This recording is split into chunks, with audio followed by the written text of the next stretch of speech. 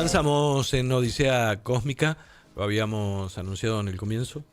Sí, señor, es cierto. Está súper elegante, el señor Mau Crosato. ¿Cómo va, Mau? Muy buenas tardes. ¿Cómo andamos, chicos? Muy buen lunes. Bien, ¿y vos? Todo tranquilo. La verdad que todo tranquilo. Una facha maneja hoy. Sí, impresionante. Estoy Es todo una de negro. tormenta de facha. Estoy todo de negro hoy. Pero, porque no puedo usar... Vamos a hablar del verde, ¿no? Me vine con el temita preparado de Vamos decir- a hablar del verde. Me vine con otro color. No sabía muy bien qué hacer Bien. y lo había tirado la semana pasada. Dije, dale, me recopa, ¿por qué no tratarlo? Y no podemos usar verde por el croma, porque acá los chicos me cagan a pedos y hay multas todo en la radio. Hay multas. Hay multas. ¿Vos no Vi el sabés cartel. eso? Yo está el cartel. Contale porque Está recién el se está cartel. enterando. Cuando ofendemos usando verde hay que pagar con yerba. O, en su defecto, con comida que... O en su defecto con comida y que Son valga, facturas. y que valga la pena. Sí. Mire usted. Sí. Yo prefiero traer facturas o yerba en agradecimiento y no en forma de sanción, la verdad. Está muy bien. Y como intento macharlo los días de colores Sí. con lo que llevo puesto, dije, bueno, si no puede ser verde que sea negro, porque realmente es un color que se ha llevado puesto mucha gente. ¿El negro? No, el verde. El verde, Así ok. que dije, vistamos de luto rabioso. Ok. Vistamos de luto rabioso por todos los muertos del verde. Bueno. Es uno de mis colores favoritos Sí, yo tengo, en no. este contexto. Es un color muy fantástico. Como que abrió una ventana, ¿no? Cuando empezamos a indagar en esto de los colores Sí. y cómo surgen, esto de la conquista de la colorimetría. Arrancamos por el azul y el verde me pareció el color lógico a seguir. Primero porque me interpela a nivel personal. Soy un fanático del verde.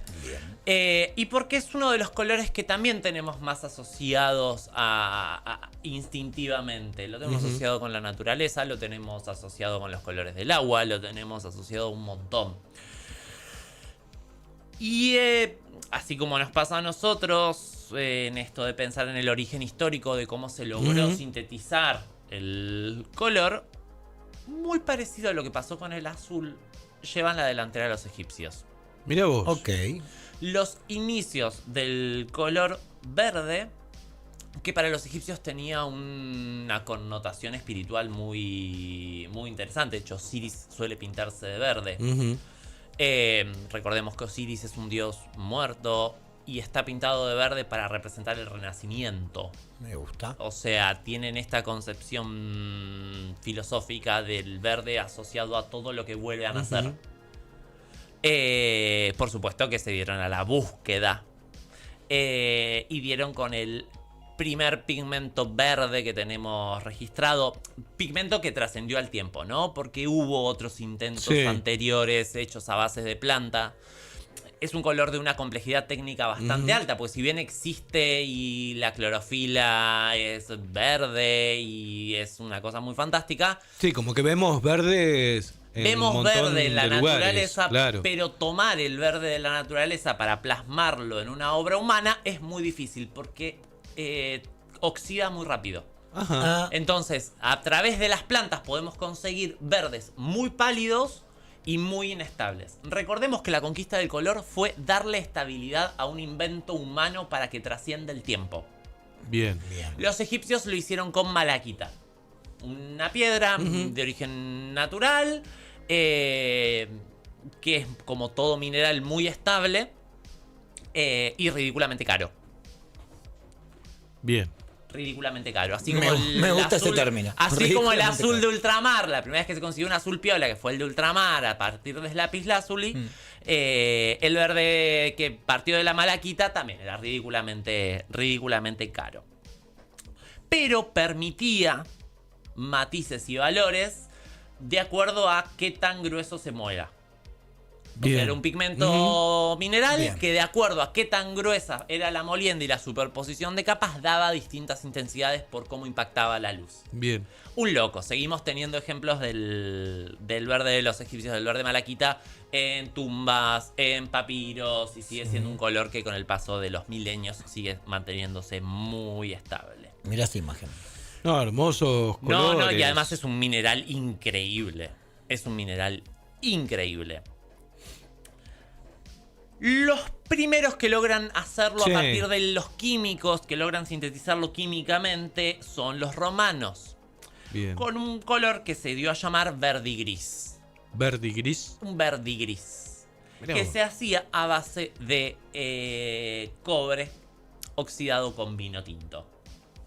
Mira ese dato. La reacción de oxidación del cobre, esto alguna vez lo he dicho, creo, en las columnas. Puede ser. El cobre es un material muy fantástico que tiene la capacidad no solo de oxidar en color verde, sino de oxidar superficialmente. Son construcciones minerales que se generan sobre la superficie del cobre. Ahí entendí. Por eso las catedrales medievales y por eso en nuestra catedral las cúpulas están techadas en cobre. Porque es un material que tiene muy buena resistencia a la abrasión del tiempo. Porque Bien. en vez de oxidar hacia adentro y perforarse, oxida hacia afuera, generando esta capa que estamos viendo acá de óxido, que lo que hace es refuerza la chapa. ¿Eh? Exactamente, porque el bronce es una aleación de cobre. El bronce es cobre con estaño. Entonces Toma tiene pa' la vos. misma nobleza. Oxidan en verde. Todos los días aprende algo. Y los romanos medio que la descubrieron ahí, la vieron y fue como que tuvieron su primer verdigris. Que de hecho, Sí. no fue hasta el año 1700 que el verdigris junto con algún otro verde ahí medio rari Ujú. se consigue.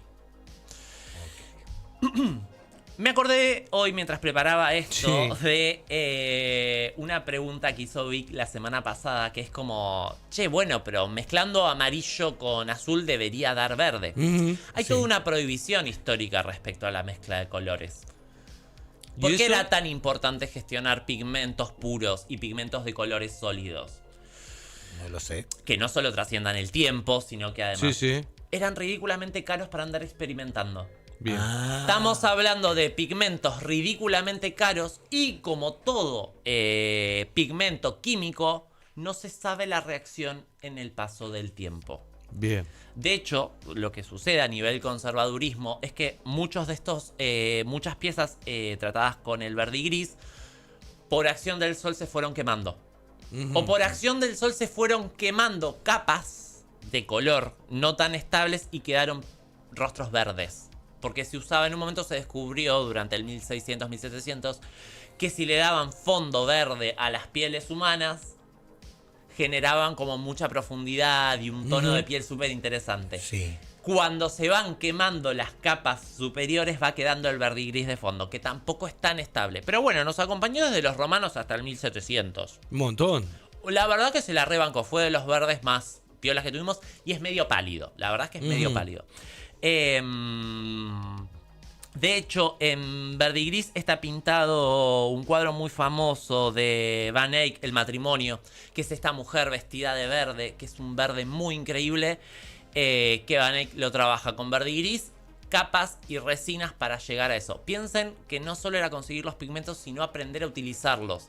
Y era muy experimental, el mundo del color fue a lo largo de la historia muy experimental. Allá por el 1700 y pico aparece el verde, que nos cambia la connotación cultural que tenemos sobre él. A ver, ¿cómo es Porque eso? pasamos de hablar de la naturaleza, y si yo digo verde también podemos pensar en sustancias tóxicas, radiación, veneno.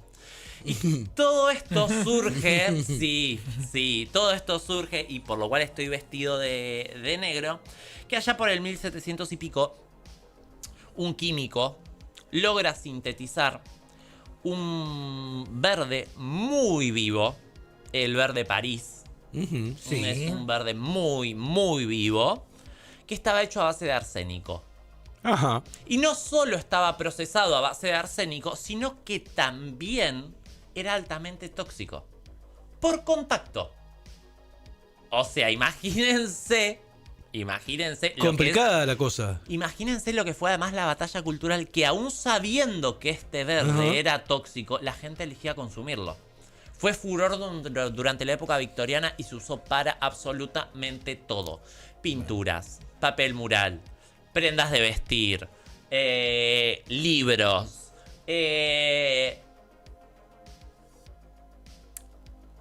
y la gente decidía consumirlo de todas formas. Bien. Es muy loco. De hecho, se supone, hay una de las teorías que dicen que fue el verde que mató a Napoleón. Mirá vos. Fue el color que mata a Napoleón. Napoleón era muy fanático del verde. Su casa estaba totalmente armada con verde. ¿Cuál verde? Este verde París. El verde París. Perfecto. Y la autopsia de Napoleón determina que murió por envenenamiento de arsénico. Mirá vos. Ahí tenés. Ahí una de las tenemos, imágenes. y de hecho es muy parecido. El color es muy parecido a eso. Es un verde esmeralda, es una cosa muy increíble y altamente tóxica. Allá por 1859 aparece la verdadera revolución del color con el verde Viridian. Si yo digo Viridian, pensamos en verdadero, pensamos en algo original, pensamos en la primera recreación genuina de un color. Bien. Y surge a través de una experimentación química que tuvo dos versiones. En 1859 la primera, que nos da el primer verde súper estable. Y en 1860, en combinación con otra intervención química, tenemos el primer verde. Que es muy parecido al verde talo y es muy parecido a... Es un verde muy vivaz, azulado, frío. Que es el que revoluciona la historia del color. Estamos hablando de que este siglo, el 1800, el siglo XIX, fue realmente innovador a nivel químico, porque junto con el verde Viridian empiezan a aparecer al tiempo todos los colores derivados del cromo. Bien. No, del cromo no, del cadmio. Amarillo de cadmio, verde de cadmio, azul de cadmio. Y empieza a ser posible mezclarlos entre sí. Bien. Con un poco más de precisión. Sigue siendo un riesgo terrible trabajar con este tipo de pigmentos y mezclarlos entre sí. Y se habla de que todos los pigmentos químicos que surgen durante esta época están vivos. Porque es a partir de hoy, que aún hoy, que los procesos de oxidación siguen estando vivos en las obras. Y hay que tener mucho cuidado con eso. Mirá vos. Se cree también que gracias al cadmio termina de enloquecer Van Gogh. Que fue un gran referente del color, de los verdes, de los amarillos y de los azules. De hecho, mientras investigaba encontré un dato súper increíble y fascinante. Había una planta que se llama Digitalis, que el extracto del Digitalis se utilizaba para un montón de cosas, sobre todo para contener problemitas psiquiátricos o convulsiones en los casos de... ¿De convulsionar? Sí. No, me está saliendo el nombre. De alguna enfermedad. Epilepsia.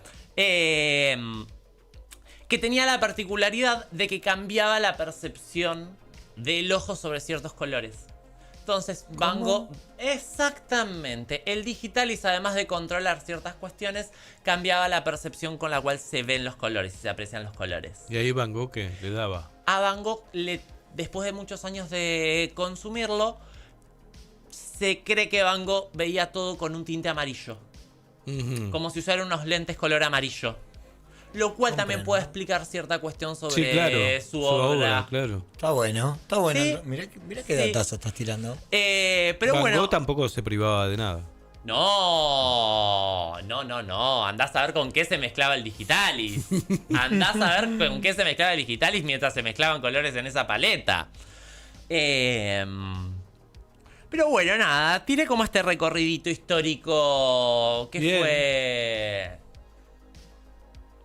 fue interesante de buscarlo. Es re loco lo que nos pasa igual con los colores. Es re loco lo que nos pasa a nivel sensorial con los colores. Está bueno, está bueno. Y me parece súper interesante seguir indagando en la búsqueda y cómo llegamos a donde llegamos también, ¿no? Hoy casi todos los pigmentos son sintéticos. Ujú. Hoy se lograron sintetizar todos los Sí, pigmentos. perdón, Mau, para decirlo de una manera más simple, Mm. uno tiene al alcance de la mano el color, digo, sea para pintar, dibujar, ¿no? Exactamente. Pero no todas- estaríamos pensando, no, está buenísimo, digo, pero no estaríamos pensando toda esta trayectoria, si se quiere, recorrido para llegar a un color, o sea, la verdad que a veces hay cosas que no nos preguntamos. O al No, menos y yo no las me las pregunté. consecuencias. Bueno, pero es mi lado más antropológico, ¿no? Es mi No, lado me más encanta. sociópata antropológico Sí, que sí, me sí, lleva sí. a indagar en estos, Imagínate en que estas cuestiones. se envenenaban por La gente estaba dispuesta a consumir envenenarse. el color. Después de envenenarse. Y de hecho, el químico que inventa el verde de París sabía que era tóxico y estaba más preocupado porque no le roben la fórmula. En la correspondencia de este químico con un par de colegas, él estaba Sí. más preocupado porque le roben la fórmula. Más que por intoxicar gente. No le Y la importaba gente nada. estaba más preocupada Sí, por el verde. un poco y un poco. Era un poco y un poco. Fue símbolo de estatus también el verde. Claro, a eso te iba a decir. Durante la época que lo podían dominar los tintoreros. Y de hecho, les voy a recomendar un datito que también Sí. lo encontré. No sé si vieron. Hay toda una serie de los Medici, Ujú. que es súper interesante. La serie de los Medici tiene muy, pero muy, muy fiel a la historia el uso del color. Ok. Y Bien. quiénes vestían de verde. Ujú. Durante la época del Renacimiento, el verde estaba reservado prácticamente para los banqueros. Era tan caro de producir que estaba Claro. prácticamente reservado a la élite económica. Se entiende. Tiene lógica. Era un signo de Exacto, estatus. Era un signo de estatus. Así Ok. como el rojo, que también era un color muy difícil de producir, estaba reservado para la realeza. Así que les voy a dejar esta recomendación. Si quieren engancharse con una buena serie, vean Los Medici. ¿Dónde está los Medici? ¿Recuerda? Creo que está. Si no está en Netflix. Es probable, sí, Creo yo que está en tengo el Netflix. recuerdo de... Creo que yo la vi en Netflix, la vi hace mucho tiempo y creo que la volvería a ver por este tipo de detallecitos históricos que no le presté tanta atención. Ahí se ve mucho también qué es lo que pasaba con el trasfondo histórico de los colores. Porque había ciertos monopolios. Bien. También. Por eso también era difícil mezclar colores. Porque muchas veces era geográficamente difícil acceder a todos los colores. Porque había monopolio de los tintoreros, monopolio de los farmacéuticos, más situaciones geográficas. O sea, finalmente... Siempre hay un monopolio. Durante la evolución y hasta la sintetización, reservamos el color a una clase social que lo podía manejar. Así como sucedió con el azul, que fue un color mayormente explotado por la iglesia. Todos los colores tuvieron como su nicho de mercado. Sigue estando en Netflix y también se sumó a Prime. Ah, muy bien. Bien. Bueno, les dejo datita y les dejo una serie para chusmear. Mau, un placer escucharte. No paré de hablar. Siento que no paré de hablar hoy. La verdad que Yo estaba. pasa con un montón de columnistas. Sí, Perdón, Seba. sí. Hay datos que aparecen que no conocíamos. Está buenísimo. Y traerlos y compartirlos. a mí No, me está bueno. encanta. Aparte, termina linkeando todo con una recomendación hasta audiovisual. Pues somos polifacéticos Pero, acá. ¿qué te parece? Ah, Nos bueno, ocupamos y- de todo. Lo que sí, notamos que estabas muy entusiasmado con este tema. Porque ¿Te me gusta mucho el color y realmente le estoy metiendo... Me está llevando a lugares muy piolas la investigación sobre color. Realmente me llega a lugares muy piolas. Bueno. Me gusta. ¿Y después se aplica algo a tus trabajos o no va por ahí? Pasa como cualquier cosa que le das valor, ¿no? De repente toma otra significación. Ahí va. Me pasó con todo. Me pasa en mi laburo, me pasa con todo. Me pasa con casi todos los oficios en general. Cuando entendés de lo que se trata y entendés la complejidad que permitió llegar a un resultado, toma otra connotación. Me pasa con el vidrio, por ejemplo. Tengo un fanatismo total con el vidrio y con los métodos productivos del vidrio y el cristal. Va. Entonces no pasa inadvertido. Y suelo utilizarlo, pero con esta connotación un poquito más decir... Hay un verde también dentro de los verdes. Se puso muy de moda en los años 40. Esto me estoy acordando ahora. Dale. Durante la producción de vidrio de los años 40, un vidrio que se trabajaba con uranio. Pa. Por El eso la- uranio mezclado con el vidrio, creo que es óxido de uranio mezclado con el vidrio, daba entre un verde pálido, un amarillo y un verde más intenso de acuerdo a a la cantidad que se le ponga a la mezcla de vidrio, Sí. que daba un color muy sutil, muy bonito y altamente radioactivo. Uf. Hasta la actualidad siguen consiguiéndose piezas y es increíble lo que pasa cuando los expones a la luz ultravioleta. Porque ahí va uranita, creo que le dicen en ese Mirá video. vos. Exactamente, súper interesante. Muy, muy comercializado durante los años 40. Es la luz de neón, básicamente. Básicamente es luz ultravioleta, es luz negra. Perfecto. Cuando lo expones a luz negra pasa eso. Muy bueno. Sigue siendo radioactivo, pasan los años y Claro, sigue, bueno, no, pasa- no. sigue siendo No, no hay que radioactivo. tenerlo en la casa. niveles seguros. Bueno, pero- No, es en niveles seguros para el consumo, Ah. pero el contador de Geiger lo detecta. Muy bien, muy bien. Por la duda. Miren, Por la chicos, duda. logramos linkear el vidrio, el verde, Un montón. lo radioactivo, hasta dónde estamos dispuestos a llegar. Impecable lo Me tuyo. parece fantástico. Y ahora pintar todo con arsénico el fin de semana. Ya fue todo. Dijo nunca nadie. Ya fue todo, Mau. Mau, muchísimas gracias. Gente, muchas gracias a ustedes. Nos reencontramos el lunes que viene. ¿Te parece si agradecemos al equipo, Seba? Por Vamos a supuesto que agradecer sí. a Pluma Punk, Pluma Way, le dice. ¿Quién le Guido dice Sarach. Pluma Way? Guido Sarach. ¿En serio? No tenía ese poder. Está bueno Pluma Way. Sí, me gusta. En los controles técnicos, en los controles audiovisuales, Tayel Tomasini. Muchas señor. gracias, compañeros. En redes creo que está Agustín Titarelli. Y si no está Mariano. Agustín- Mariano. Ah, Mariano Cobos. Sí. Muchas gracias, Mariano. Nuestro columnista de hoy, Mau Crosato. Gracias, compañero Seba Álvarez. Nosotros nos reencontramos mañana martes a partir de las 6 de la tarde, aquí en la 97.1 en Odisea Cósmica.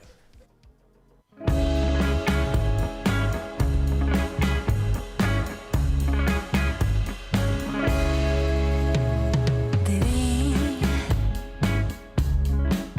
en las lunas amarillas